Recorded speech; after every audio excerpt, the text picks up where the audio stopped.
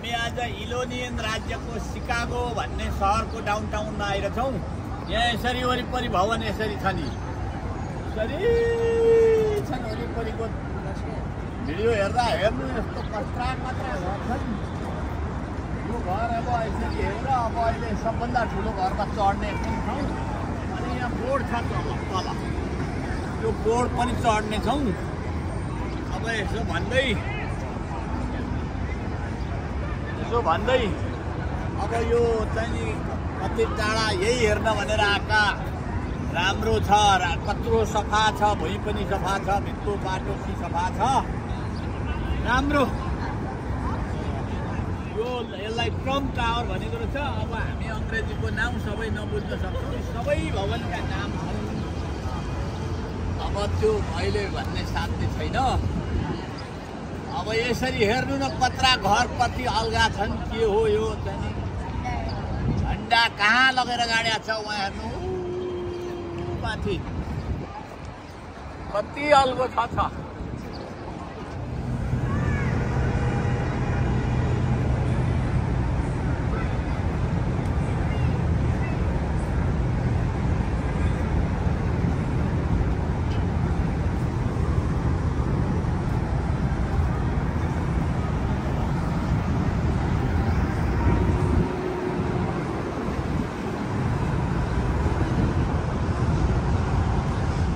सिकागोको पानी जहाजको बोर्डमा चढ्यौँ। यो लगभग धेरै लामो छ, 75 मिनट अरे। अब यति आँट गरिरहेछौँ। अब यसरी घुमेर यो सहर सबै देखाउँछ यो हेर्नलाई। अब ओ त्यसरी अर्को हिँडेको त्यसरी देखिन्छ यसरी। अब यसरी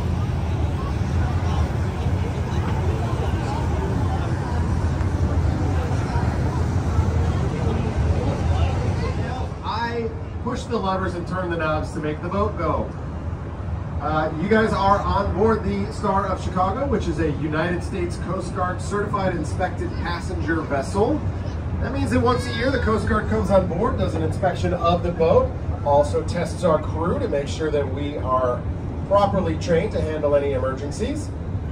In an emergency, we may ask you to put on life jackets. Those are located in the benches that you see on either side of the boat. On the upper deck, there are additional benches on the lower deck toward the back, and a cabinet full of life jackets. We have plenty aboard. If you are over 90 pounds, which is about 41 kilos, you will wear an adult life jacket. If you are under 90 pounds, you will wear a child life jacket, no matter what your age or maturity level. This is a non-smoking, non-vaping vessel. It's only a 75-minute tour. If I can make it through, you guys can make it through too, I promise. Please do not stand on the benches or the chairs. Do not kneel on the benches or the chairs. Do not lean over the side of the boat. Parents, please make sure your children are not leaning over the side of the boat. Also, do not try to reach up and touch any of the low bridges, like this bridge that you see in front of us, DuSable Michigan Avenue Bridge. On the upper deck, kind of low. Everybody wants to hear the tour. You've got a great tour guide today, so everybody wants to hear the tour. Just keep that volume level to a minimum on the upper deck. If you do need to have a loud conversation or need to have a phone call or tick face or whatever you kids do these days, do so on the lower level. At the back of the boat, and stairs right next to me here at the front of the boat, that's how you can access that lower level. That's also where you will find lower level. You will find Ray. Ray is the most important person on this boat, because Ray is your bartender. Feel free to visit Ray anytime during the trip. He's open now and will be open throughout. He has architecture.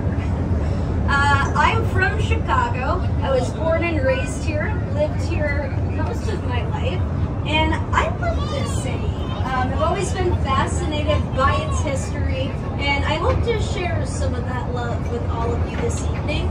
So as we set out on the river, let's get curious this next 75 minutes. We'll do a little time traveling, explore some of the stories that are kind of sprinkled throughout that show us some designs that are custom made for the environments that they're built in. And this newer style of architecture bridge, I want you to look down River North area. bopping over to the other side of the river, coming up on the left, right next to 55, right after the bridge, you see this blue glass white granite building with this really reflective, almost mirror-like glass. And I want you to draw your eye up to the top of the building.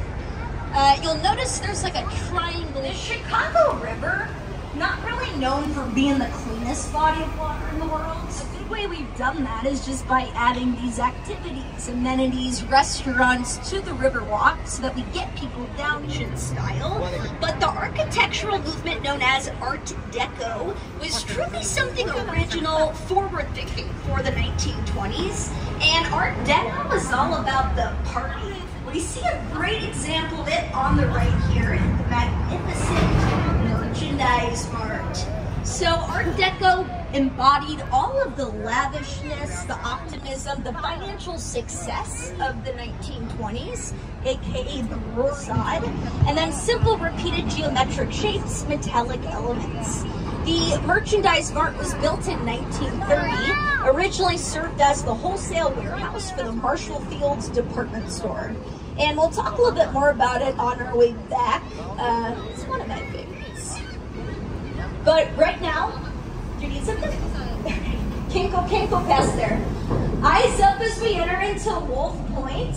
One of my favorite views, just kind of opens up around you. Wolf Point, this is the area where the three branches of the Chicago River come together. But it took about 6 months to completely thaw it out.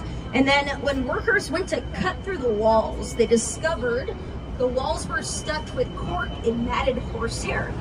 Horsehair the cottages after he took a trip to Budapest. He saw some residences along the Danube River there to bring that same aesthetic back to Chicago. So, great idea, Harry, but people thought Weiss was kind of nuts for building those cottages.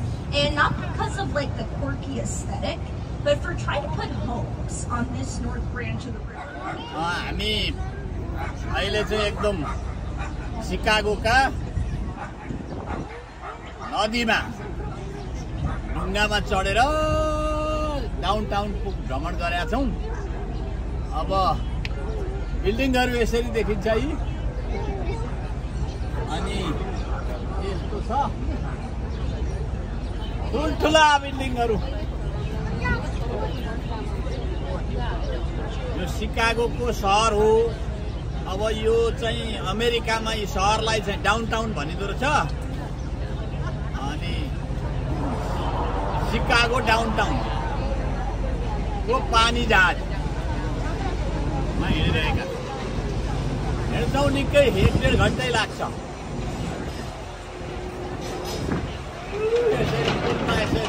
माथि भलामका पुल यसरी छन्।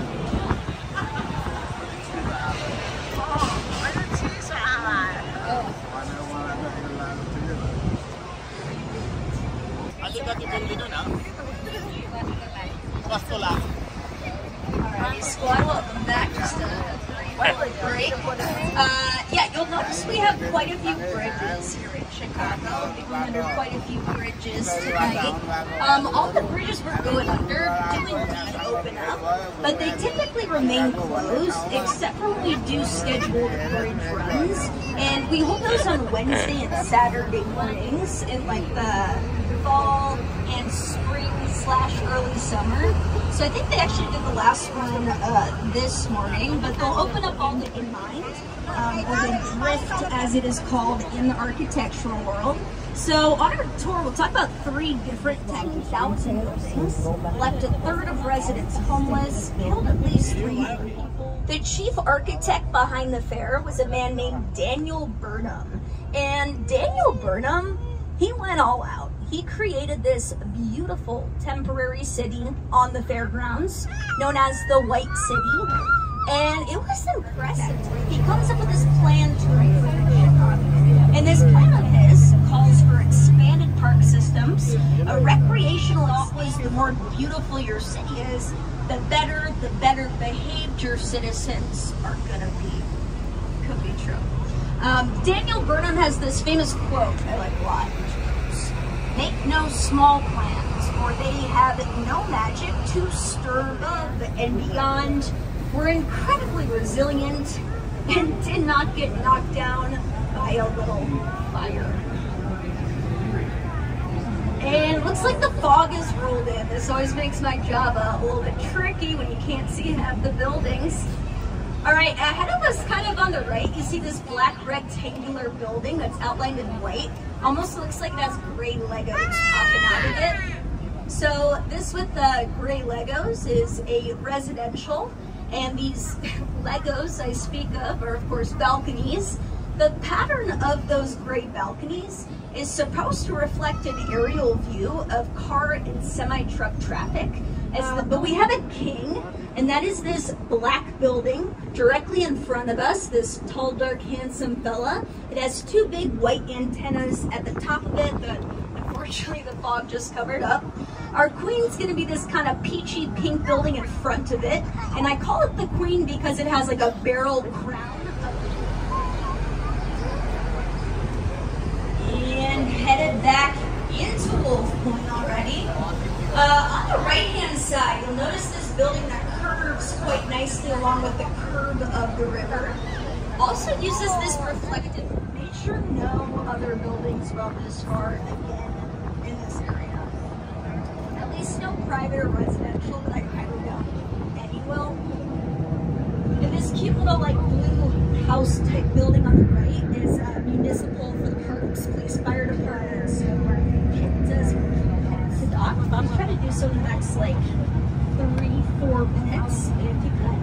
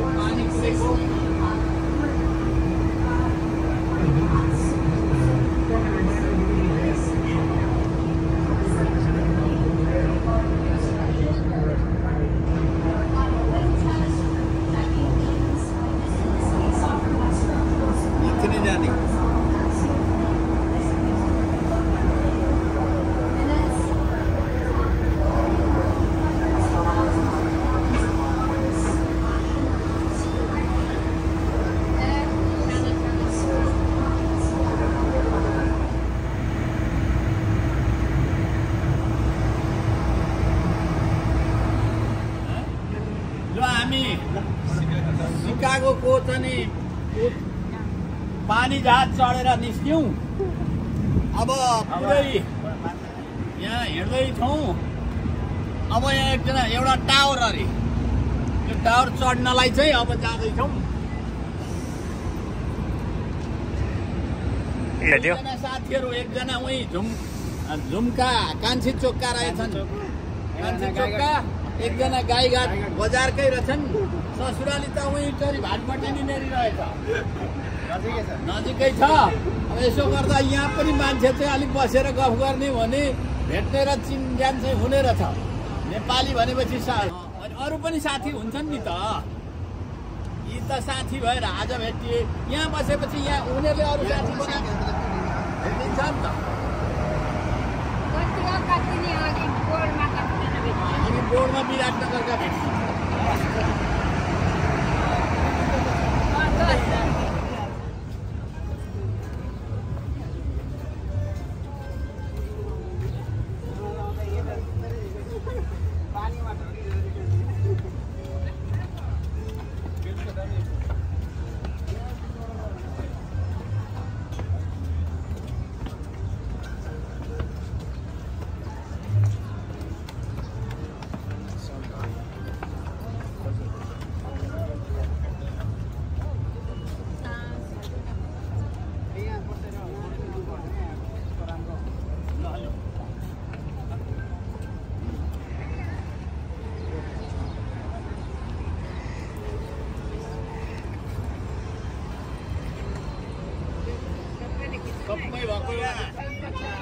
घुमिरहेका छौँ।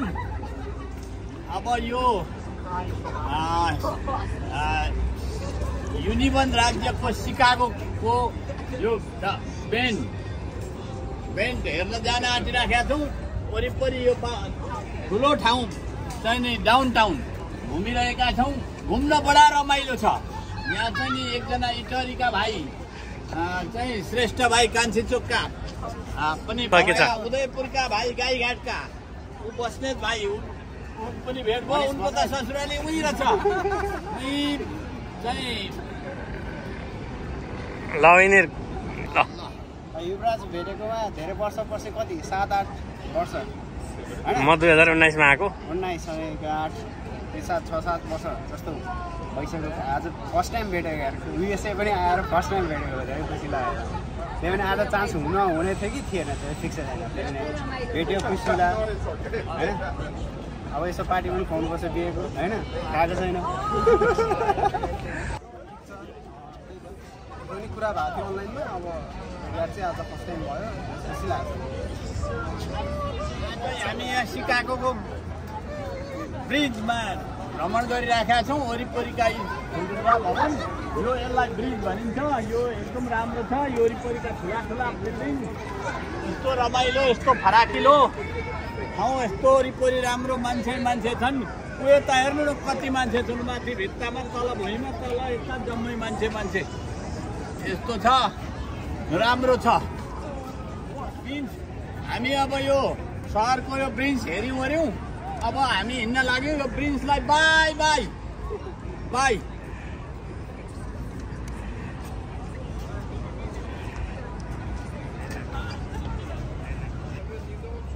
आज हामी चाहिँ हाम्रो युवराज सरको फ्यामिलीसँग सिकागो डाउनटाउन घुमघाम गर्न आएको छौँ होइन। अहिले चाहिँ हामी ठ्याक्कै यो सिकागो क्लाउड बिममा छौँ।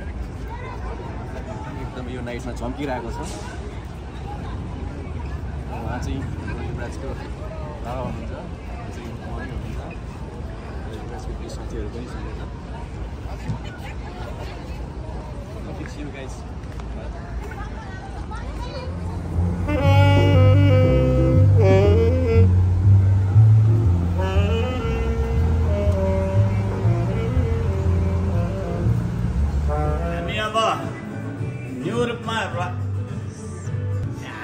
अब अहिले सिकागोमा भएको टावर 110 तलाको छ। त्यहाँ चाहिँ चढ्नलाई तयारी छौँ। टिकट गऱ्यौँ। अब यहाँ चढेर माथि चढेर एकखेप हेर्छौँ अनि आफ्नो गन्तव्यमा जानेछौँ।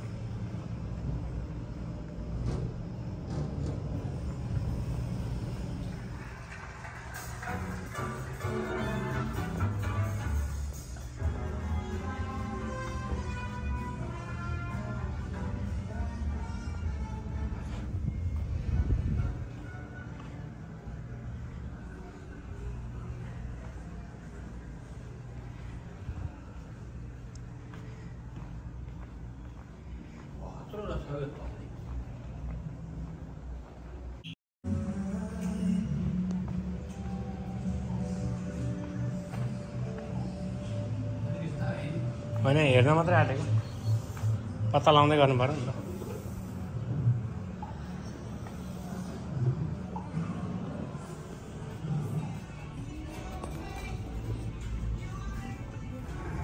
The World's Fair of 1893 opens, boasting beautiful white buildings.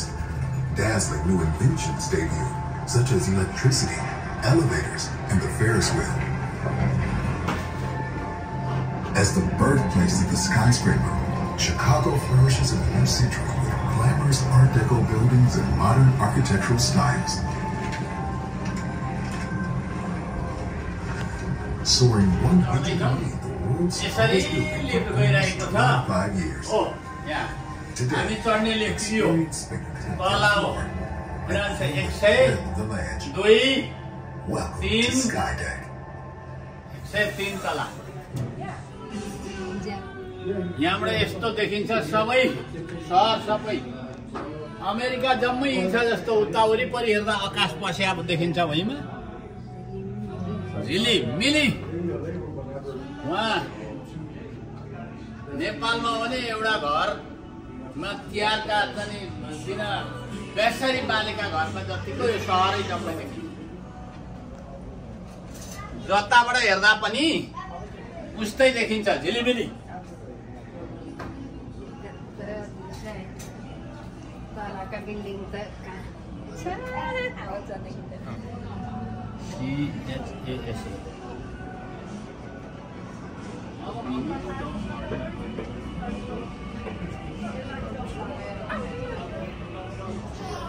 विशालै हो घर चाहिँ विशालै हो है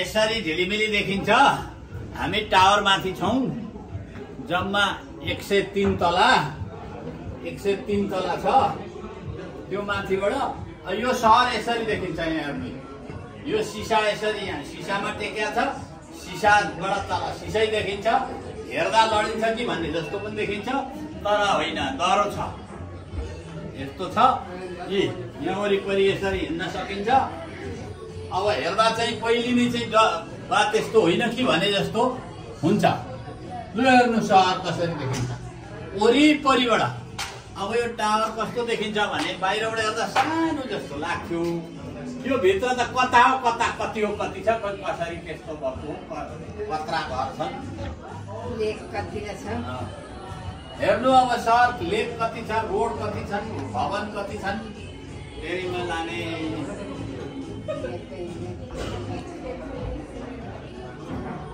हामी यो टावरमा गयौँ स्काई डेप भन्दो रहेछ यसलाई अनि माथि चढ्यौँ हेर्दा रमित लाग्दो वरिपरि त ठुलो बाहिरबाट हेर्दा सानो सानो देखिन्छ साह्रै ठुलो अनि त्यो हेऱ्यौँ अब निस्क्यौँ अब त्यसले गर्दा यो स्काई डेप लगाएर